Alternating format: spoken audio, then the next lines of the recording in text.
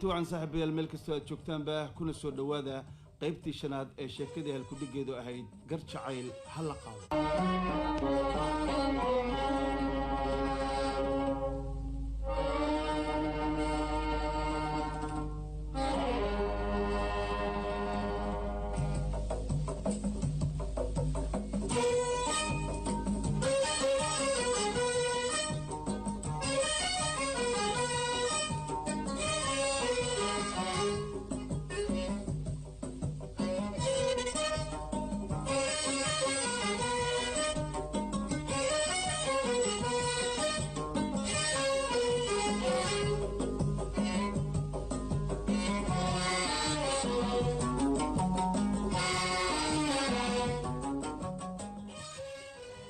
halkeedii ayaan kasii ambaqaadanaa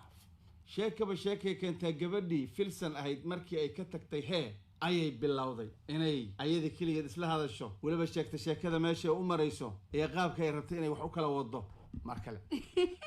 aqli badaniya Faisal iyo Faaduma hadaanan kala geyn filsan balay ma yiraa ayadana markii aan la joogo ayadana ahay ayada dowdarka reebaadiyaha ee gurigooda joogo ha ku tunto anna Faisal ayaan banaanka ka helayaa sarbeeb baan wax ugu sheegay laakiin wali uu fahmi la yahay laakiin damiin farwaaweyna wax loogu dhigaa aniga fahansiin doono hey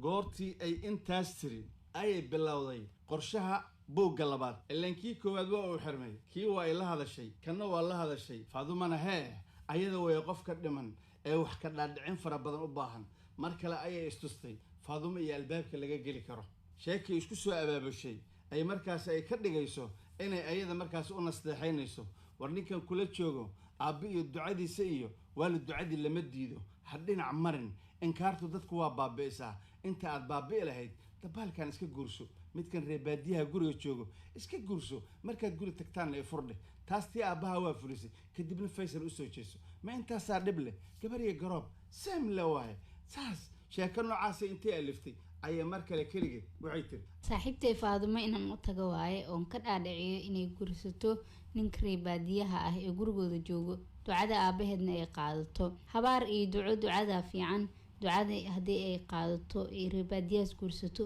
koleetaba hadii isfahmi waayaan iska furo ayaan leeyahay kadibna Faisal u soo noqo gabariga garoob waa sam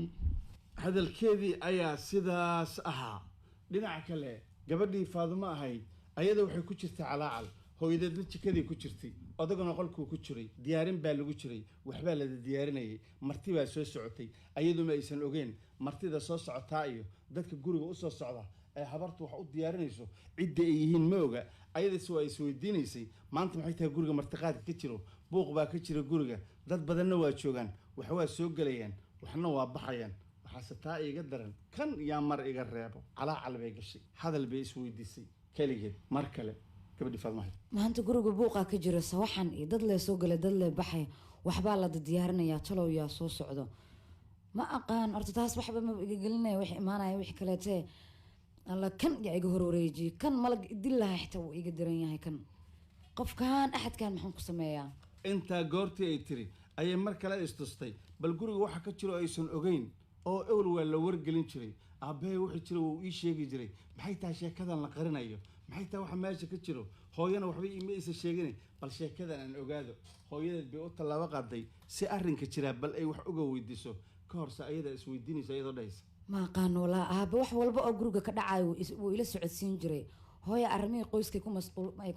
ku mashquulsan tahay iyada xitaa way ii sheegi lahayd ma aqaan walaa sida ay wax u jiraan bal aan hooyo u tago oo aan ka waraysto waxa guriga ka socda ayadoo talaabada hoos ka qaadaysa ayay jikadii iyo habartii iyo meeshii ay fadhisay ayar ag istaagtay hooyadeed bay aragtay see wax u jiraan iyo hooyo maanta xaalku waa sidee yaa noo imaanayo maxaa jiro habartu lafteeda waxba kama aysan ogeyn dadka imaanayo odaga unbaa amar siiyey samee waxaas iyo waxaas martiqaad diyaari dad baa soo socdo intaa unbaa loo sheegay habartii bay isa weydiisay habartina waa u jawaabtay balse Faaduma bilowda hadalkoo tiri marka guriga caraf buuq iyo sawaxan hooyo maxaa jira maanta والله واحد جري ما أقانا أنا هو أباه بيري جوري قام دياريو وحنا نهلا هجاجيو تدا إيمان أي عدة إيمان سي عدة جوري ما أنت لو قمت قاعد مني مسؤولين وبلا يابنا وحكي جري جوري ما أنت هون بوضع أنا هو معان saacadu ka taakay aniga hooyo wax walba oo guriga ka dhaco ani waa lila socodsiin jiray aabana wax ma uusan ii sheegin adigana saasaa dhahaysaa maxaa qaldan hadda aabbaha iima sheegin maxaan kuu sheegaa aabbaha wax iimusa sheegina hawshta qabuu yiri waa lay amra aniga hooyo macaan sheekadii oo meeshaa marayso ayaa kii ay baryahan bahee waxay isku ahaayeen meeshii soo maray isagoo weliba gabay sarbeeb ah meeshii marinayo horeba ha loo tiriyo caqli gacalkii toosa fikera nolosha tolmone maskaxta cajibkeedii batayo tamani ooyeysa oo caro la ticdaaba waa taydan oo kale abay waa dhaqankiisa day waxa uu gabyo haye aniga gabyaa khatarahaan ahay meelaha haddaan istaago dadka dhan waa ay dhegaysaaya aniga kugula laboonaya ma ogid laakiin berigana hee guriga waxaa ka jira war ma u haysaa horta xaawa horta adis inaan kula saaxiibana waa diiday wax iga dhaadhicisay wax ii sheegtay ha ila saaxiibee majaafaata markaas aysaanba aniga dhan horta adeerkay hadduu iga kaa dhaafi lahay le yaa mar le iga kaa hor leexi kan hadduu caynaamay haddaa guri u galana see noqonaa haye foolxumadaada markaan arkaan adeerkay haddana markaan soo xasuustaa isceliyaan ducada iyaysu ku dhaafi ee adoo kale xataa taana dhexda ka duleesha ma siisteen foolxumadaada maan adi iskuma jeeda islaamka laayaa maqli jira adi iskuma jeedid miya adi qurux dumarkaa laga rabaa he nin raga qurux lagama rabo waxaa laga rabaa inuu nin jijun yahay jijun ma war waxaas iga dhaafee ani hay caynine ii sheeg wax guriga ka jira maanta guriga maanta waxaa ka jira waxa waaye akhyaaraha imaa hayso aye haba yimaadaanee arooskaagaa loo sheegaa ilaahay amarkiis yaa la aroosoya yaa la aroosa xay tahay yaa la aroosoyahe adaa lagu qaraaba kiilo waaya ilaahay amarkiis oo aniga maxaa tahay adaa lagu qaraaba kiilo waayaan ku dhaha war cusbay arsay u rabta dawaaba qosleheed war ani adi kuma rabiye waxay dhangadhangahaye waa lagu surooyaa miya macnaha xala dhanaan qayladaada maqlaay eebow shimaayo aroosa adoo ku dhays adoo dhehaysaa ku maqlaay haddaad maqlaysi maxaa kaa daba dhigay waaba maqlayse adoo aniga idheh anaa igu riyoohaysa adiga nuucaan aniga anaa igu riyoohaysa markaasaa weliba ooyidaa ku daraysa ka waran ar kan ya iga hor wareejiyo kan ma ku qoslaa ma aqaan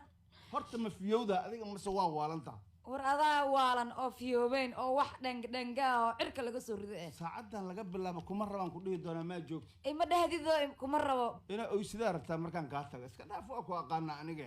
adoo kalaan ba aqaan aniga ducaa kugu dari laha duco hore uga sii socda goortii uu ka tegaya calaacal bilowda aabbahe waa kana goor baan isfahmaynaa aniga ninkan berina dada soo socday leedahay waa kan hadalay gashay iyo iyadoo ka calaacalayso ninkan aan rabin ee lagu qasbayo ilaahay amarkiis war qofkan waaba icayna haddana haba i caaye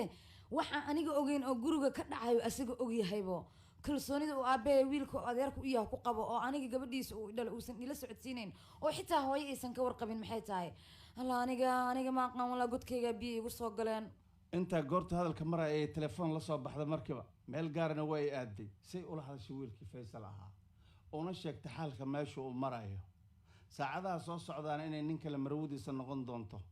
sida aan qiyaasaya guriga waxbaa ka socdo laakiin weliba si saxan waxba laiguma sheegin intaan dadaali kara waan dadaalayaa taleefon bay ku calaacalaysay markii uu ka qabta taleefonkii ayadoo dhahaysa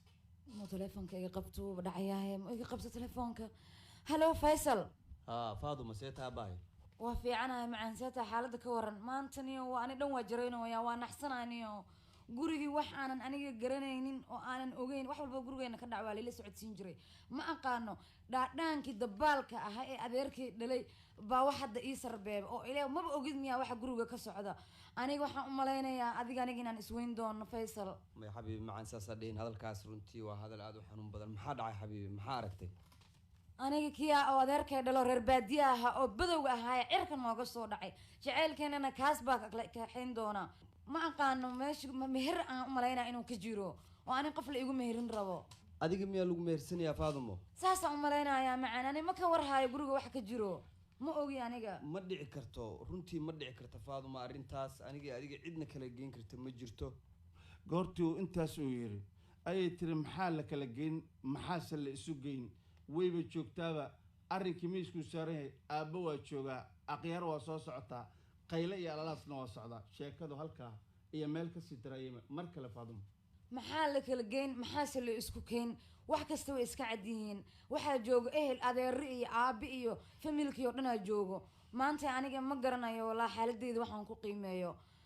meher baa la sheegayaa kulley ma aqaano aniga sida ay wax u dhici doonaan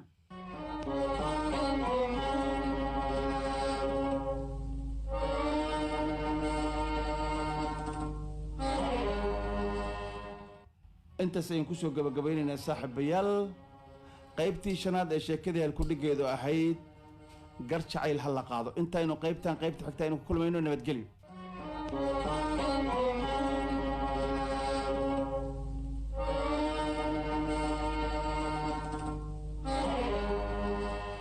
baafin ismaaciil isxaaq waxa uu baafinayaa salme ismaaciil isxaaq da-deedu waa 7 jir midabkeedu waa caddaan cid markii ugu wardambeysay waxay xirnayd dirac madow iyo xijaab gaduudan waxay ka soo luntay degmada dharkinley gaar ahaan shawriga haddaba cid allaale ciddii haysaa ama meel ku og waxaa si naxariis leh looga codsanaya inay kusoo hagaajiyaan